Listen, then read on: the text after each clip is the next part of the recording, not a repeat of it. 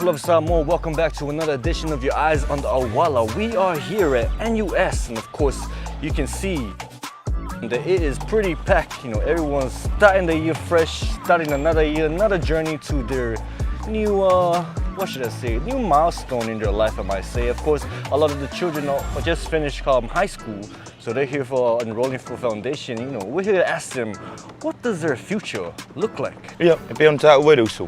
Olo mafatasi mai nei le Universite Aoao Samoa I Le Papaigalagala. O vai atu fo ile so. Pai aso atu mulia fo gymnasium male aunga. I la tau fo ia fatoa fanau aunga le fatoa mai a fo ia le tuenga le sasalasi mal skusi.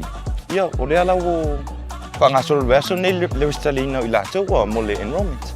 Ia, ka sa vali loi. Let's go.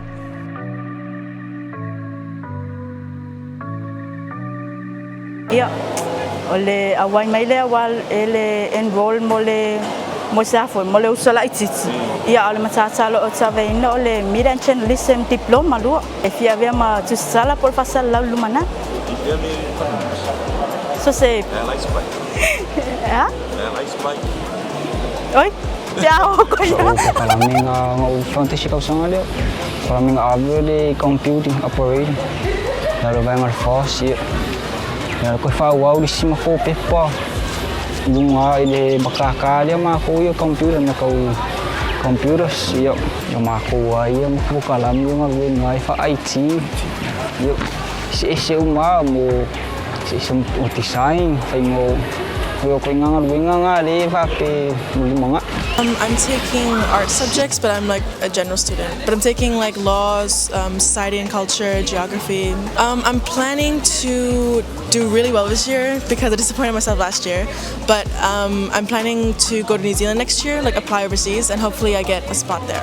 Definitely something in the arts field because I've always liked that field. Yeah.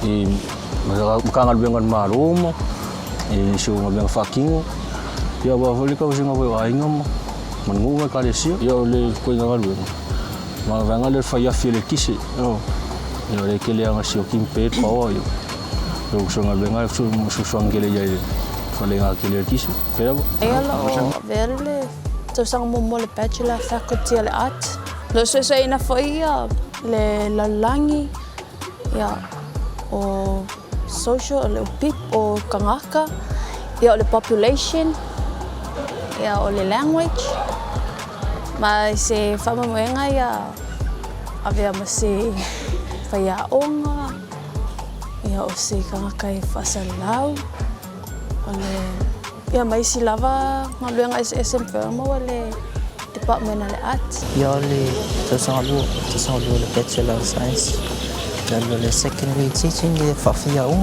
Le plan le whaiawhaunga ia wa whaiaunga ia ke lea le pisi ma le waifo I le kulanga sering. Ke lea ngaunga le sering I whakingo reo. Ko whaiawhaunga ia le aunga mora hunga.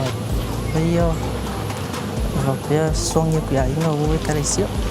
Or ko angai finia o ngai man manguia wale kun mut panga ma ku ma kakalo mai ia I man manguia ka ko fa ngau ia sino fa tsuanga mo ka ko fa maru si pe ko angale o le fa wau pe o ngai e fi ngau o si ai mo ma ku ia mi se ka ko ia ka ko manga e manguia.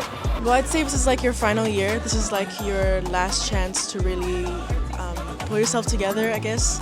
And I don't know, like this year is like not a year to muck around and you should really focus on your studies, but you know, a work-life balance and all that.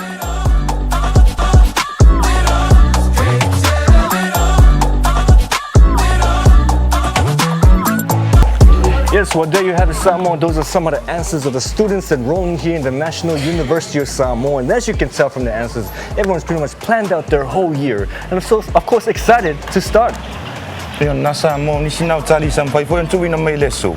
Ini si fo yo anum fa na wole a tawina fo ile Universite I Le Papaigalagala. Ian mai tau atu I tani tu ina mai. O la pata pena fo fa na wala matadia. O ni tau sanga para o aski. Yes, that's right. Of course, don't forget, if you're a student or starting out this year, let us know in the comments below what your plan is like, and if you're ready, are you ready for 2023?